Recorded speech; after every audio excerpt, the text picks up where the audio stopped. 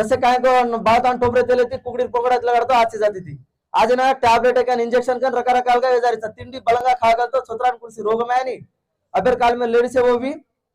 Penner तिंडी कच्चा चेती तो भी मीना एक हफ्ता तो जारे बाटी खानो इसे असल केर वाते कोणी पर मग केनो आजन कसंगा तो शिवलाल महाराज धर्म काय तो आपण जाते असल मेन जारे बाटी आज के नहीं मालूम छे जारे बाटी को तो आपण गोरुज मालूम की देसे ना जारे बाटी खावा तो अपने कुर्सी रोग आहे नहीं कसंगा तो बापू काय करवो बापू आपण आछो बनचो बेटा सेवा करो जेर बत तुझं कोण बनचन केरी संसार में आंगली मत घालो केरी घर बारे में पाड़ मत करो केरी घरे तेरलू मत करो कन बापू के गोसा तो वो आजकल का जारी तो पाठ्य घर में केनी का जागा तो आपण दसन्यान केरो वो छाला गाला छण केरो काम करे चाहिए पाप नहीं करनो कर्मा का जो नहीं करे भया के जो बात काय तारो तू बनचन तार तू चाल ईज आपण बापू के जो कोण ईज याडी जगदांबा दिनी जो आशीर्वाद याडी काय सकन गतो गोर गोरेर नहीं बंचनो दूसरा वाटे नहीं जाम।